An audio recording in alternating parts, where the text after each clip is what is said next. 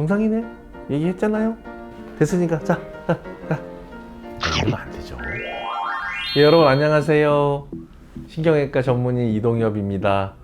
오늘은 제가 숙제를 좀 받았습니다. 우리 직원들이 혹시 원장님 슬기로운 의사생활 보십니까? 질문하더라고요. 그래서 안 보는데, 그러니까 원장님은 슬기로운 의사생활도 안 보십니까? 저보고 좀 슬기로워지라고 권유를 하는 것 같은데 제가 좀 바빠서 드라마를 잘 못 봅니다.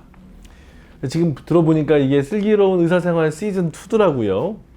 몇 번의 에피소드를 듣고 어떻게 생각하시는지, 실제로 좀 이런 일들이 있는지 여러분들께 얘기를 한번 해드리면 좋겠다라고 생각이 들어서 제가 오늘 한번 볼게요. 한번 첫 번째 에피소드를 한번 보겠습니다.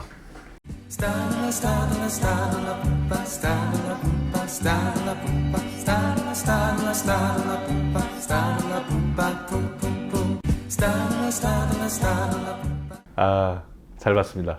이분은 문제가 있는 겁니다. 특히 의자를 기대고 있다든지, 사실 너무 환자를 많이 보면 매번 발딱발딱 응대하기가 어렵습니다. 사실 저는 한 타임에 저도 한 60명 정도 환자 보거든요. 그러면 진짜 한 50번은 일어나야 돼요. 그죠? 쉽지 않아요. 쉽지 않은 거 아는데, 발딱 응대를 하면 내 허리도 좋고 가만히 앉아 있는 것보다 내가 왔다 갔다 움직이기 때문에 환자들도 좋아하시지만 나한테도 좋고 순환도 잘 되고 허리 건강에도 좋더라고요. 두 번째 좀 문제가 있어 보이는 거는 발딱 응대가 안 됐더라도 앉아 계시면서 이렇게 좀 손으로 좀 권한다든지 아이 컨택을 해야 되거든요. 컨택 없이 그냥 넌 앉았냐? 나는 모니터 본다 하고 시선을 모니터만 바라보고 있단 말이에요. 그죠? 그러면서 모니터 보면서 정상이네요. 이렇게 하는 거는 어떤 누구도 좋아하지 않아요. 사실 이렇게 보시는 분이 있다면 정말 이건 문제입니다. 그래서 환자를 아무리 많아도 일단 아이 컨택을 하고 안색을 살피죠. 진료는 모니터만 보고 하는 것이 아니라 그 사람의 걸음걸이, 들어올 때의 걸음걸이, 뒤뚱거리는 게 있는지, 혹시 부축을 받는지, 또는 그 사람의 어떤 차림새, 머리가 어떤지, 피부 색깔, 톤이 어떤지, 앉아서 말씀하실 때 발음이라든지 이런 것들이 건강 상태가 어떤지, 하다못해 혀는 말라 있는지, 피부의 어떤 톤이라든지 윤기, 이런 자세, 저희 같은 경우는 이제 목의 자세, 허리의 자세, 이런 것들을 본단 말이죠. 그러니까 그런 것들이 말은 안 하지만 환자를 들어올 때부터 이렇게 모니터를 이렇게 해야 되는 거거든요. 네. 그래서 모니터 하면서, 그래서 제가 이렇게 쑥 달려 나가는 거예요. 돌아왔습니다. 네, 쑥 달려 나가서 쭉 앉으세요 하면서 그분들의 움직임을 살피는 거예요. 그래야지 환자의 어떤 척추 기능에 어떤 앉고 서면서 그런 걸 느끼는 거죠. 그러니까 눈으로만 느끼는 게 아니고 어떤 그 환자와 이렇게 막수를 한다든지, 또는 이렇게 소매를 잡고 이렇게 할머니들 부축을 해준다든지, 이렇게 앉는 것을 보면서 앉는 속도, 이런 걸 보면서 이 환자가 얼마나 많이 회복됐냐를 느끼는 거예요. 그게 굉장히 중요한 진단이에요. 의사가 그걸 캐치해서 기록에 남겨야 돼요. 어떤 경우는 당뇨 환자들이 기다리다가 저혈당이 오면, 척추 환자든 내과 환자든 저혈당이 와가지고 막 식은땀을 흘리는 환자도 있었어요. 그럼 딱 손잡고 빨리 슈가 스틱이라고 혈당을 재본다든지, 자, 이런 거를 체크를 해야 돼요.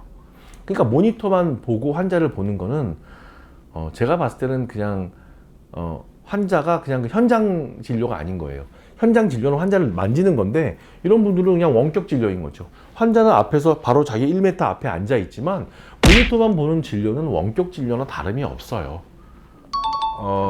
사실 제가 몸이 아프진 않는데 어떤 일로 좀 이제 부모님이나 다른 집안 어르신 일로 어떤 병원에 갔을 때 내가 의사라고 나의 신분을 밝히지 않고 진료를 받을 때 좀 표정이 프렌들리하지 않고 많이 지쳐 보이고, 또 이렇게 모니터랑 저랑 이렇게 아이 컨택을 하지만 잘 환영되는 느낌이 없는 진료가 절반이에요, 사실. 왜냐하면 의료 복지 정책이라든지 또 대기 시간, 집중화, 이런 걸로 대부분 대형 병원들이나 특히 교수님들은 지쳐 계시기 때문에 사실 그런 거는 현실적인 그런 거는 있죠. 좀 과장된 면은 있는 것 같아요.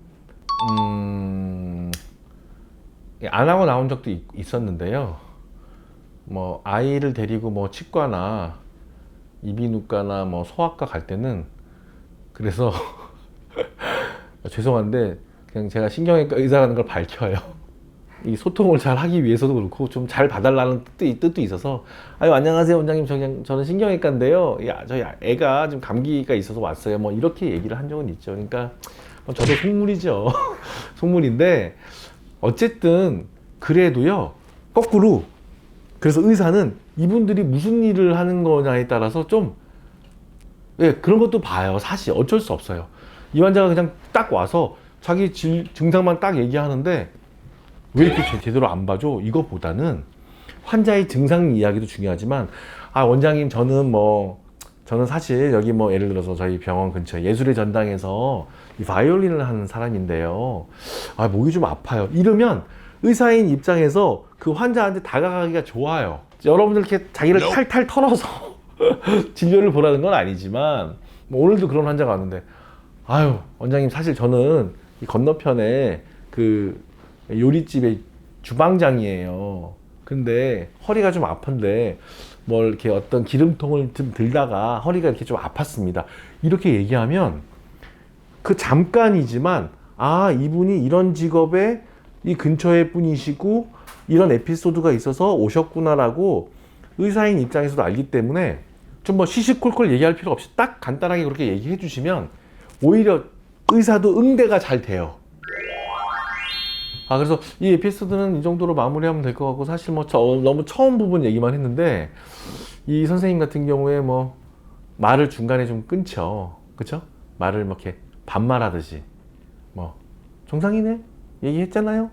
얘기 말씀드렸듯이 정상이네? 얘기했잖아요? 뭐 다리 저리다 그러니까 그건 뭐 신장하고 상관없어요. 자 빨리 나가라는 거죠. 됐으니까 자 이러면 안 되죠. 그죠?